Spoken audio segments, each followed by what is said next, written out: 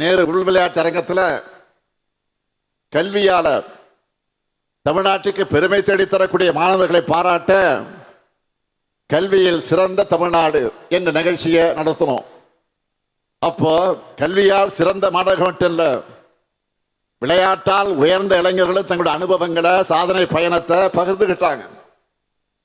காது கேளாதவருக்கான ஒலிம்பிக்ஸ்ல 3 தங்கப்பதக்கங்களை வென்ற 2022 அர்ஜுனா விருது பெற்ற ஜெர்லின் அனிகா அவர்களுடைய தந்தை தமிழ்நாடு அரசு அவங்களுடைய வெற்றி பயணத்துக்கு எந்த அளவுக்கு துணை நின்றுச்சுன்னு உருக்கமாக பேசினார்.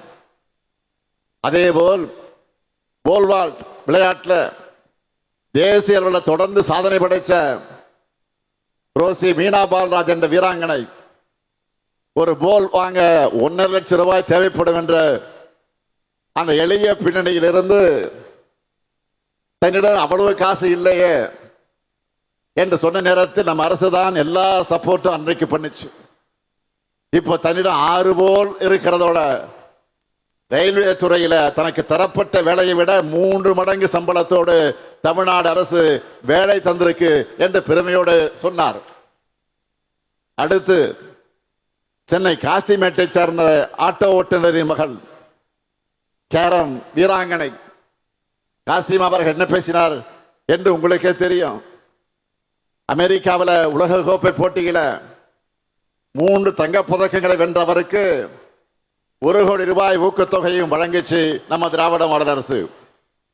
இப்படி நம்மை பொறுத்தவரையில ஜெர்லின், ரோசிமீனா, காசிமா போன்ற எளியவர்களுடைய வெற்றி தான் நம்ம அரசுடைய வெற்றி.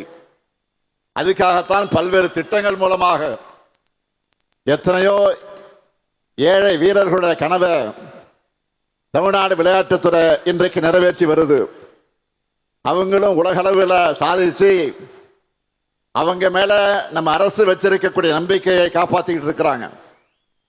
இந்த சமயத்தில் தலைவர் கலைஞர் அவர்கள் சொன்ன ஒரு விஷயம் என்னுடைய ஞாபகத்துக்கு வருது.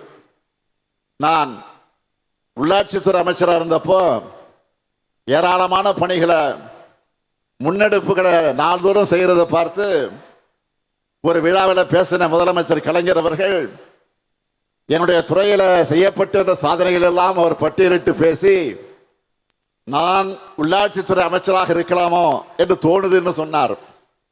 இன்னைக்கு அதே ஏக்கம் எனக்கு வந்திருக்கு. நானே விளையாட்டுத்துறையையும் கவனிச்சுக்கலாமே என்று இப்போ எனக்கு தோணுது. காரணம் உதயநிதியுடைய பணிகள் அப்படி இருக்கு.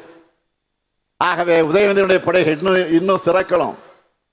தமிழ்நாட்டு விளையாட்டு வீரர்கள் இன்னும் வெற்றிகளை குவிக்கணும் என்று நான் மகிழ்ச்சியோடு வாழ்த்துகிறேன். இங்க இருக்கக்கூடிய விளையாட்டு வீரர்களுக்கு வீராங்கனைகளுக்கு நான் சொல்லிக் கொள்வது, உங்களுக்கான அத்தனை வாய்ப்புகளை நாங்கள் நிச்சயம் உருவாக்கி தருவோம். நீங்கள் விளையாட்டில் கவனம் செலுத்தி முறையா பயிற்சி பண்ணி உங்க திறமையால நம்ம தமிழ்நாட்டுக்கு, இந்திய நாட்டுக்கு பெருமை சேருங்க.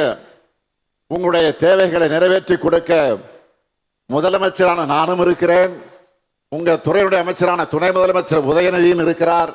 என் நம்பிக்கையோட உங்க சாதனை பயணம் தொடர என்னுடைய வாழ்த்துக்களை தெரிவித்து, களம் நமது, வெற்றி நமது. நன்றி, வணக்கம்.